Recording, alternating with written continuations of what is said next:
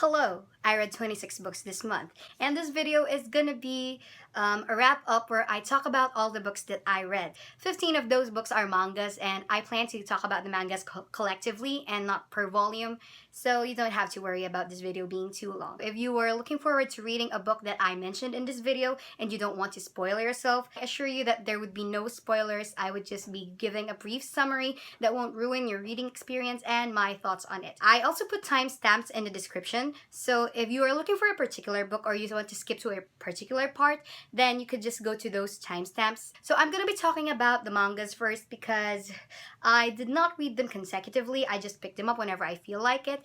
So first manga that I read was Yamada-kun and the Seven Witches. I read 14 volumes this month, and it's basically about Yamada, who discovers that he has the ability to swap bodies with another person. He discovered this after an incident, and that's pretty much everything I can tell you, because if I tell you anything else, you'll be spoiled, and I really don't want to give away the whole plot. So yeah, the first 3 volumes I was really uncomfortable. A friend recommended it to me, so I was like, I should keep going because this friend of mine, he has good taste and everything, and I trust his sense of, taste when it comes to fiction. So I give it a shot, and then it really turned out to be interesting. I actually gave the 10th volume 5 stars. The last 3 volumes, I would like to just point out that it just became kind of repetitive from the previous volumes, and I honestly lost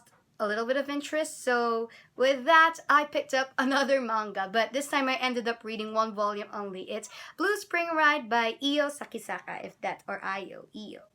However you pronounce it. Basically about 2 people who meet in middle grade, and then the boy asks the girl out, and then the girl gets stood up, and then in high school they meet again, and a series of stuff happens. I read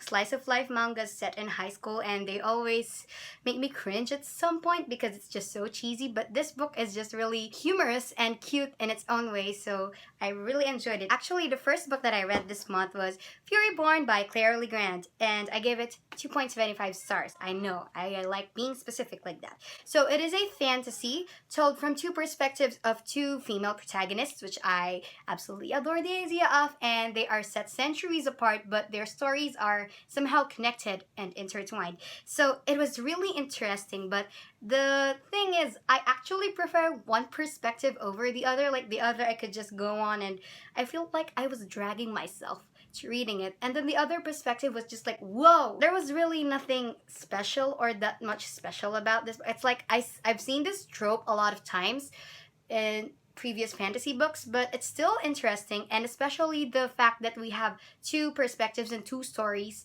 makes it more interesting. So it's definitely a nice read. Next, I picked up an ebook. It is Addicted for Now by Christina and Becca Ritchie. It is the 2nd book in the Addicted series, and it follows Lily and Lo's story after Lo's time in rehab. The main plot of the story is, I think, someone is blackmailing them about Lily's sex addiction, so stuff happened. It was dragging at some parts, that's why I probably gave it 3 stars, but it has more depth and emotion than the previous book, and I really like it, and it's the reason why I pushed through the series. The next book that I picked up is another ebook. It's If I'm Being Honest by Emily Wibberley and Siegemund-Broka.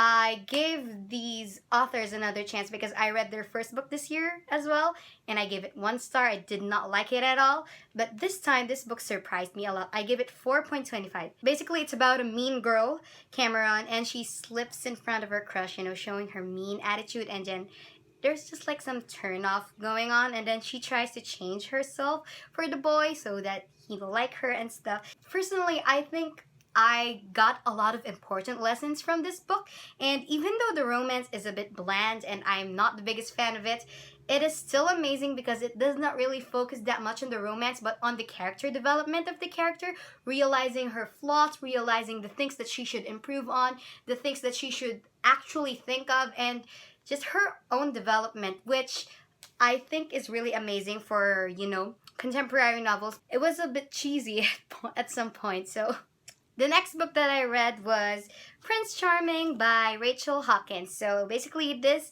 follows Daisy Winters, whose sister is engaged to the Prince of Scotland.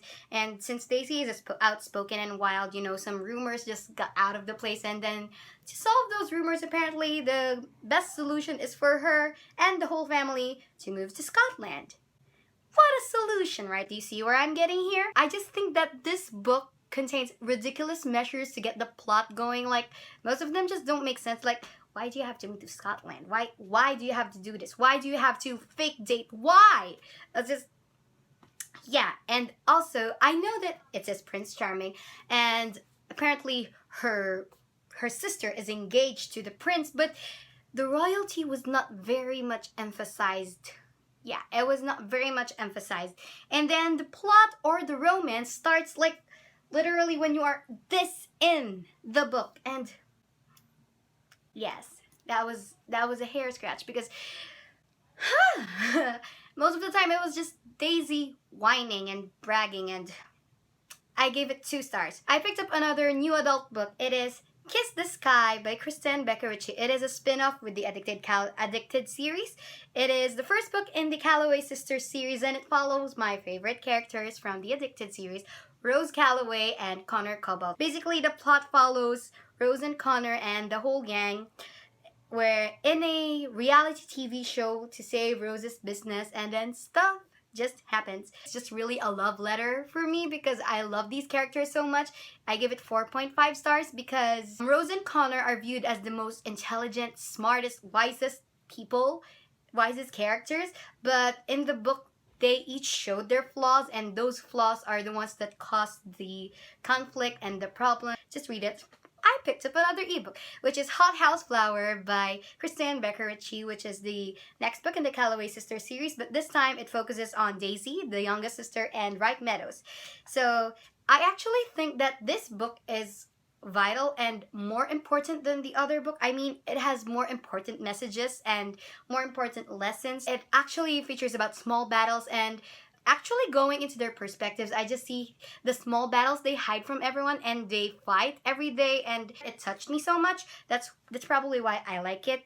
I gave it 4 stars. I feel like it would give a higher rating if I was comfortable with the age gap. They are 7 years apart, so not to mention Daisy just turned 18, so next book that I picked up was Love and Gelato by Jenna Evans Welch. This follows Lena, who spends the summer in Italy after her mom's death, and then she gets her journal while she was in Italy, and then she figures out her mother's journey and why did she send her, and then just some unanswered questions that her mother left her. So what I liked about this book is that we are discovering the story along with Lena by also reading her mom's journal entries. And then the love interest was also cute and heartwarming. It's been a long time since I found a love interest in contemporary like that, so I really like the love interest here. Although it's quite predictable and common, nothing that much special if you ask me, but it's still amazing. I gave it 3 stars. Next book I read was Geekerella by Ashley Poston. So Geekerella is a modern retelling of, as usual, the fairy tale Cinderella, and it is a love letter to geek culture.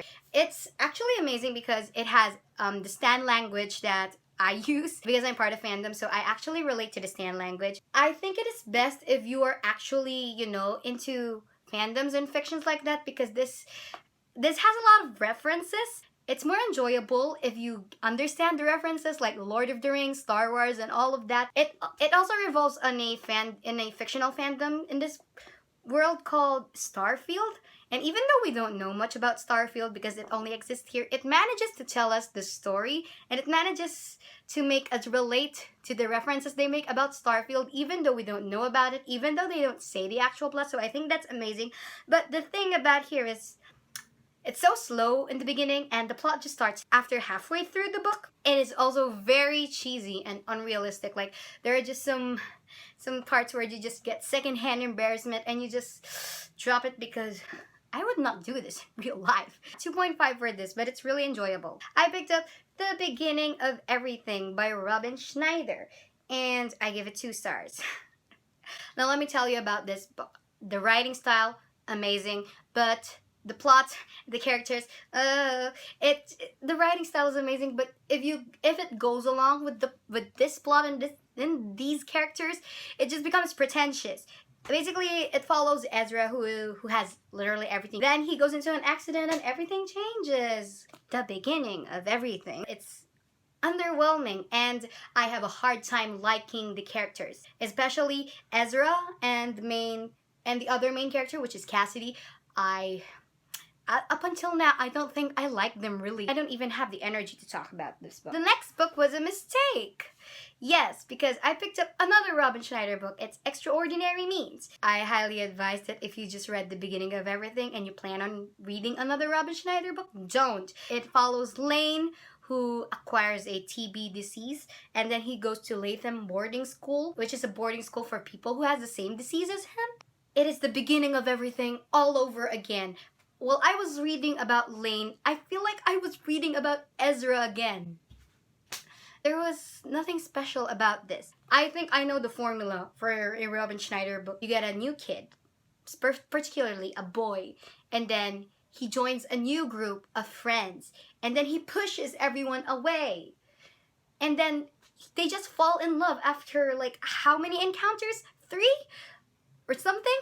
So there you have a Robyn Schneider book. I really don't see the purpose of this book because there was an author's note at the end that says that the disease doesn't really exist and that she just made it up. So what's the point?